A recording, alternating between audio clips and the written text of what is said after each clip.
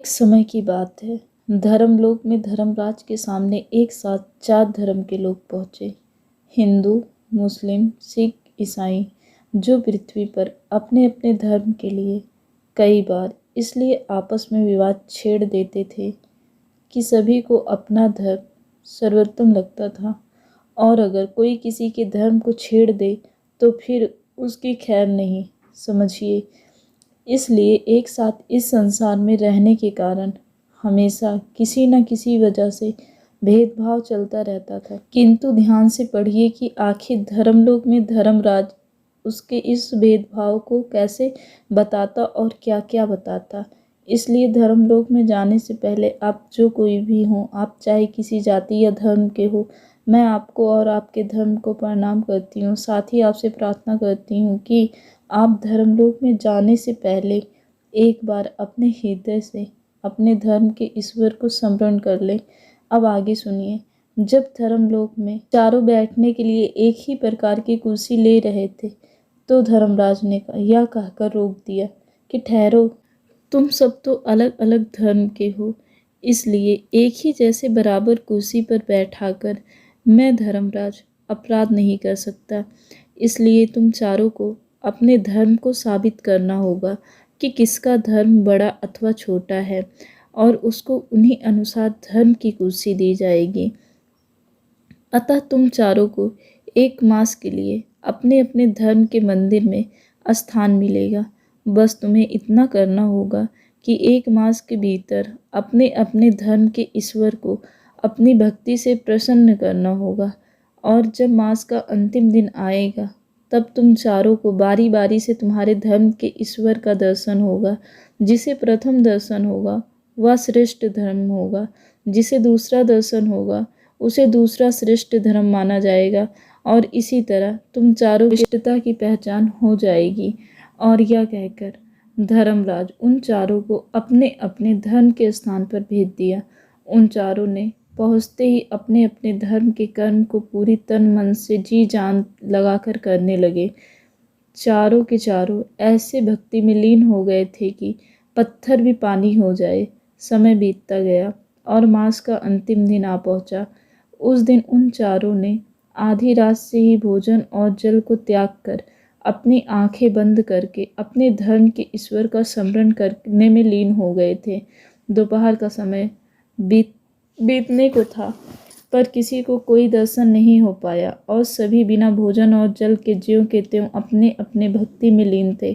अब सूर्य ढलने में मात्र कुछ समय ही शेष रह गया था कि अचानक उस चारों के स्थान में, जहाँ वह बैठकर आंखें बंद करके ईश्वर भक्ति में लीन थे, उसी के आगे मैं सभी के सामने एक साथ बहुत बड़ा काला विशाल सांप अपनी लंबी सांस से जैसे ही फुफकार सुनते ही जैसे उन चारों ने आंखें खोली और सामने विशाल सर्प को देखकर चारों अपने स्थान से कसकर चिल्लाते हुए जैसे ही वह तेजी से उस स्थान से नीचे उतरकर भागने की कोशिश कर रहे थे कि उसी क्रम में चारों एक साथ चारों दिशाओं से आते हुए एक दूसरे के शरीर में घुस गए, और ऐसा झटका लगा कि वह उसी स्थान पर गिर पड़े। अब चारों एक ही शरीर में थे, किंतु जब वह कोई शब्द बोलता तो वह 4 भाषाओं में निकलती, और इस तरह कई घंटे बीत गए।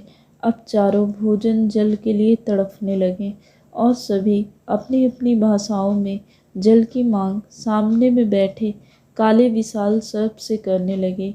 यह सुनकर काले सर्प ने कहा, तुम क्या कह रहे हो? कोई एक कहो तो समझे और पूरा करने की कोशिश करे। यह सुनकर पहले ने कहा, मेरा भाषा सर्वोत्तम है, मुझे कहने दो। तो दूसरे ने कहा, मेरा भाषा सर्वोत्तम है, मुझे कहने दो।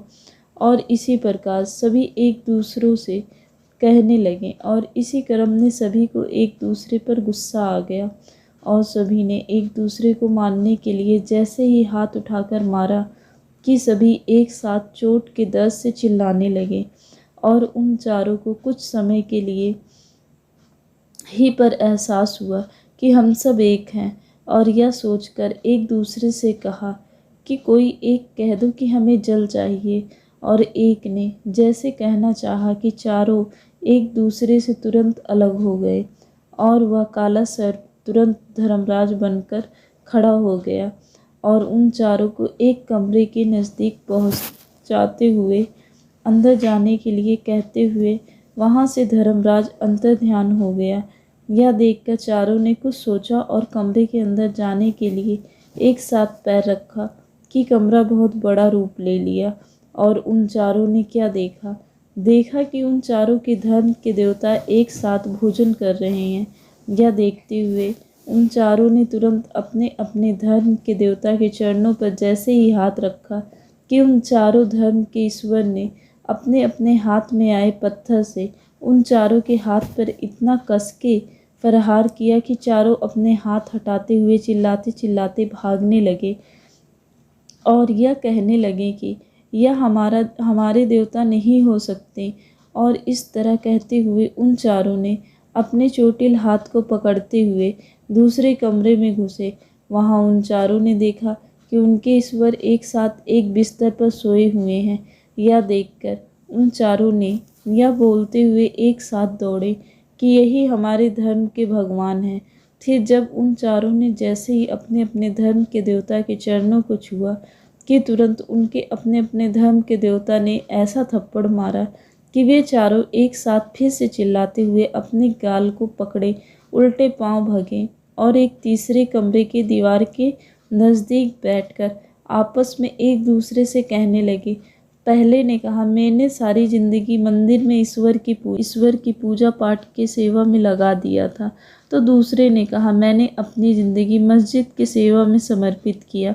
और इसी तरह चारों ने अपने पृथ्वी काल के ईश्वर का भक्ति का वर्णन अपने अपने शब्दों में करने लगे। और फिर उसी में से एक ने कहा, शायद हम सब यहाँ कुछ गलती कर रहे हैं और ईश्वर हमें दंडित कर सही रास्ता दिखाने की कोशिश कर रहे हैं। यह सुनकर तुरंत दूसरे ने कहा, क्यों ना हम सब एक साथ एक ही ईश्वर के चरणों को पकड़ें। यह सुनकर तीसरे ने कहा, तुम सच कह रहे हो। तभी तो धर्मराज हम सबको यही दिखाने के लिए ही तो सर्प बनकर हम सबको भयभीत कर दिखाना चाहते थे कि हम सब एक हैं। यह सुनकर चौथे ने कहा, हमें अब देरी न करके ईश्वर के पास चलकर इस रहस्य का पर्दा उठाने का आग्रह करना चाहिए। और यह सुनकर सभी पुनः उस कमरे में पहुँचे जहाँ चारों धर्म के देवता एक साथ सोए हुए थे। चारों एक साथ एक दूसरे के हाथों को पकड़े हिम्मत जुटाकर आगे बढ़े और जैसे ही उन चारों ने अपने हाथ को एक देवता के चरणों पर रखा कि तुरंत चारों धर्म के ईश्वर एक होते हुए विशाल रूप धारण करते हुए कहा कि तुम सभी ने कई दुखों को सहकर अपने कर्म से इस स्थान पर मेरे दर्शन कर पाए हो, इसलिए तुम्हें जो चाहिए अथवा तुम जो पूछना चाहते हो वह निस्संदेह पूछो।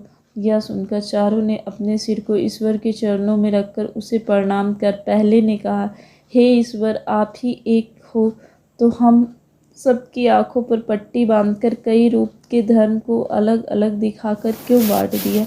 यह सुनकर ईश्वर ने कहा, यह भी तुम्हारी भलाई के लिए रचा गया है, क्योंकि बिना ईर्ष्या और जलन के कोई मानव एक दूसरे से आगे बढ़ना नहीं चाहेगा और इस संसार में हम मानव से अलग नहीं होना चाहते और हर मानव को अपने से जोड़ने के लिए हमें ईर्ष्या और जलन पैदा करना आवश्यक था, जिस कारण हमें मानव को अलग अलग रूप दिखाकर एक दूसरे के बीच ईर्ष्या पैदा की।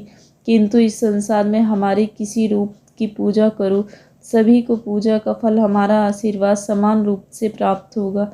तुम चाहे किसी धर्म की पूजा करो, स्वीकार करो, जीत हमारी होगी। इस पर दूसरे ने कहा, हे ईश्वर, जलन और ईर्ष्या तो पाप के अंश है, तो फिर आपने इस सत्य रूपी संसार में इसका स्थान क्यों दिया। अगर भगवान ने कहा, सत्य है कि ईर्ष्या और जलन पाप के अंश है, किंतु इस पाप की उत्पत्ति भी हमारे पुण्य से हुआ है, अतः यह भी पुण्य का ही अंश है, किंतु इनके रास्ते गलत होने के कारण इसे हमने अपने स्थान से निकाल दिया।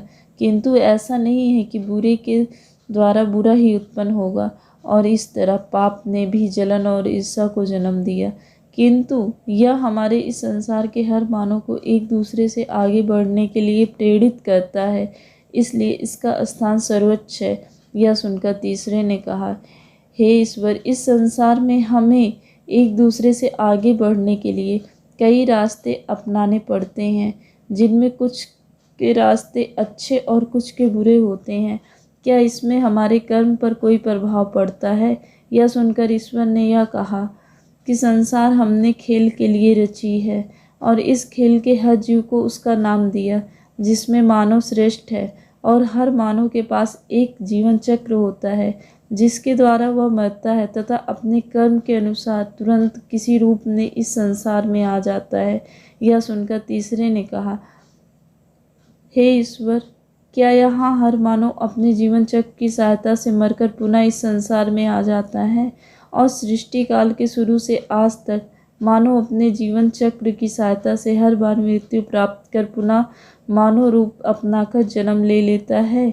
यह सुनकर ईश्वर ने कहा, सत्य है कि मानव अपने जीवन चक्र की सहायता से अपना जीवन मृत्यु के तुरंत बाद भी प्राप्त कर सकता है, किंतु यह सत्य नहीं है कि हर बार वह मनुष्य के रूप में ही जन्म लेगा, क्योंकि इस संसार के खेल में जन्म लेने वाले हर जीव के लिए कुछ नियम एवं शर्त बनाई गई तथा उसे इस नियम के उल्लंघन के दोषी पाने के बाद शर्त अनुसार उसका वह अधिकार छीन लिया जाता था, और यह प्रक्रिया आज भी जारी है। यह सुनकर चौथे ने कहा, हे ईश्वर, कृपा करके हम सभी को इस संसार रूपी खेल के सारे नियम और शर्तों से अवगत कराकर हम पर दया करें। यह सुनकर भगवान ने कहा, ध्यान से सुनना। हमने हर मानव को मानव चक्र देते हुए कहा है कि इस संसार में मिले नाम को तुम्हें अपने कर्तव्य के अनुसार निभाना पड़ेगा, और अगर तुम इस नाम रूप के कर्मों को नहीं निभा पाओगे तो अपराध के फलस्वरूप तुम्हें उस काल से मरने के उपरांत अगले जीवन चक्र में तुम्हें उस नाम रूप से पहले तुम्हारा अंत हो जाएगा। अर्थात जब मानव का जन्म होता है तो मानव को 5 सालों तक अबोध मानकर उसकी गलती को क्षमा कर दिया जाता है, किंतु जब तुम्हारा बालक क्रम शुरू होता है तो तुम्हारा खेल चक्र भी शुरू हो जाता है, और फिर तुम बालक नाम की अवस्था में कोई भी ऐसा कार्य करते हो जिसमें बालक अवस्था शर्मसार होता है, तो उसे मरने के बाद अगले जन्म में उस अवस्था में बहुत दुख और प्रताड़ना झेलना पड़